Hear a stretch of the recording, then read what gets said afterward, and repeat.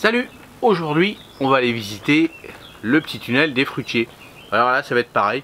Ça se termine pour moi, en tant que producteur. Là maintenant, ce qu'on va faire, c'est surtout l'entretien. On va surveiller, le plus important, c'est l'arrosage, parce que moi, c'est du hors-sol, c'est-à-dire dans des pots. Donc automatiquement, là maintenant, si on a un été très très chaud, ça va être arrosé tous les jours. Et surtout, on va surveiller aussi s'il n'y a pas de problème avec des insectes, surtout dans les fruitiers comme ça, c'est les insectes, c'est-à-dire c'est les chenilles, toutes ces petites bestioles là, chenilles pucerons. Bon, vous avez vu la dernière fois, bon, ça s'est bien passé parce que je les ai nettoyés tout ça à fur et à mesure, mais bon, on n'est pas à l'abri de rien du tout. Donc là, je vais vous montrer, allez, ça va être, vous allez voir l'évolution. Donc à aujourd'hui, on est mi-mai. L'évolution, vous regarder les premières vidéos qu'on avait réalisées ensemble au début du printemps pour voir un petit peu. Et puis maintenant ça va être pareil que le petit tunnel des semis. On va faire le nettoyage, on va ranger tout ça, on va préparer, puis on va les entretenir. Puis le but du jeu, c'est de les vendre à fur et à mesure. On y va, c'est parti. Alors là, il y a un petit peu de vent, donc on va peut-être avoir un peu de mal. Ça va peut-être faire des brou-brou. Donc on va aller vite. Voilà, donc là l'évolution, vous voyez là les groseilliers à macro. Là on continue. Alors on avait regardé aussi ces petites myrtillers. Bon les myrtillers ils y vont, Là normalement ils vont me faire des fruits, On verra bien. Bon, ils sont bien repartis quand même, ça va. Donc là on va les voir. Donc là faut que je range tout ça, les poupouilles. Là les framboisiers, donc là ça y va. Là c'est bon. Hop, là il y a les cordes. Là c'est ce que j'ai rempoté. Vous voyez, bon, le feuillage commence à rester correct. Ça, il y en a un petit peu qui s'abîme, mais c'est pas grave. Là on a la petite parcelle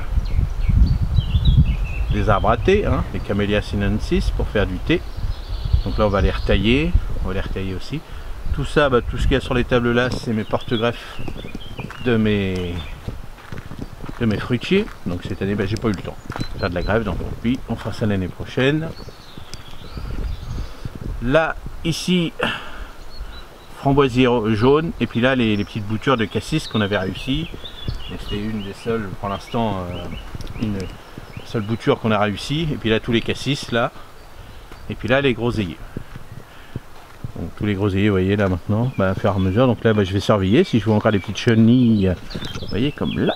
Alors je sais pas si on va la voir, et là hop. Voilà. Hop.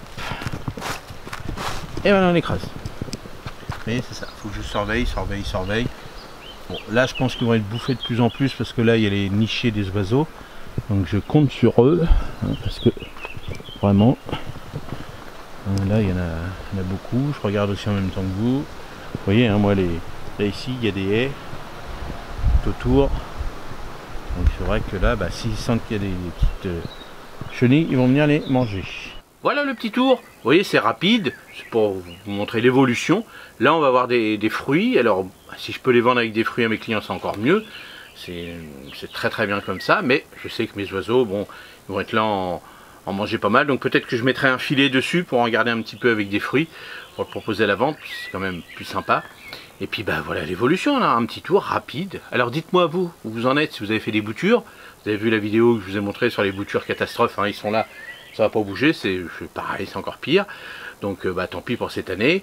Et puis dites-moi vous ce que vous avez planté en tant que petit fruitier. Et puis si vous avez des soucis, hop, je vous donne des conseils dans les commentaires. Allez, je vous remercie d'avoir suivi cette vidéo dans la peau d'un producteur. Salut, merci.